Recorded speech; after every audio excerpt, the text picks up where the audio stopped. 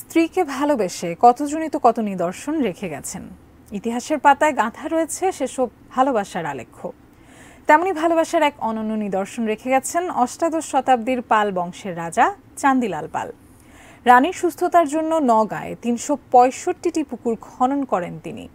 কালের বিবর্তনে হারিয়ে গেছেন সেই রাজা, রানী ও তাদের রাজ্য, কিন্তু রাজা রানীর সেই ভালোবাসার দৃষ্টান্ত আজও রয়ে গেছে কালের সাক্ষী হয়ে। নওগাঁ শহর থেকে প্রায় ৪০ কিলোমিটার দূরে ধামাইরহাট উপজেলার চকচান্দিরা গ্রামে গাছগাছালি ঘেরা ছোট বড় ৩৬৫টি পুকুর। এইসব পুকুরের সাথে জড়িয়ে আছে নানা লোককথা।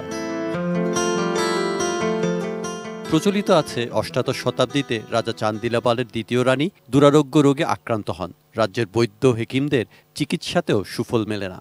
অমন দুর্দিনে পাশের রাজ্যের এক প্রবীণ হেকিম এলেন, বিধান দিলেন ৩৬৫টি পুকুর খনন করতে হবে। প্রতিদিন একটি করে পুকুরে রানীকে স্নান করাতে হবে, তবেই মিলবে মুক্তি। লোকবিশ্বাস, একে একে ৩৬৫টি পুকুরে স্নান করে সুস্থ হয়ে ওঠেন রানী। রানীর সুস্থতার জন্য ৩৬৫ পুকুর খনন করেছেন এবং প্রতিদিনই রানী এক একটি পুকুরে গোসল করতেন, এটুকুই জেনেছি। রাজা গজার বাড়ি না থাকলে এতগুলো পুকুর কে খুঁড়বে? পাশাপাশি এত পুকুর দেশের আর কোথাও নেই। তবে ছড়িয়ে থাকা লোককথা নিয়ে গবেষকদের মাঝে মতভেদ আছে। কেউ মনে করেন সত্য, কেউ মনে করেন বরেন্দ্র অঞ্চলে পানি সংকট ছিল, তাই রাজরাজারা জনকল্যাণে বড় বড় পুকুর খনন করতেন। তবে চকচান্দিরা গ্রামে সব পুকুর পাল আমলেরও নয়। গ্রামটিতে গেলে দেখা যাবে ৬ কিলোমিটার এলাকা জুড়ে পুকুরগুলো। প্রতিটি পুকুরের পাড়ে নানা রকম গাছপালা লাগিয়েছে বন বিভাগ। এমন প্রাকৃতিক সৌন্দর্যের টানে দূর দূরান্ত থেকে ছুটে আসে মানুষ। আমাদের এই সড়কগুলোকে উন্নত করতে হবে, এটা আমাদের সবচেয়ে প্রাণের দাবি এবং এই এলাকাকে পর্যটন নগরী হিসাবে ঘোষণা করতে হবে।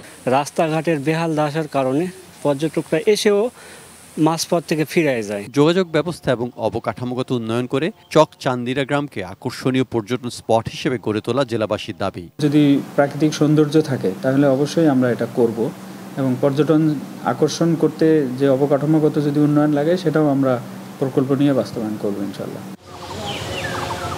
সৈকত Dasgupta, desk report, ATN news.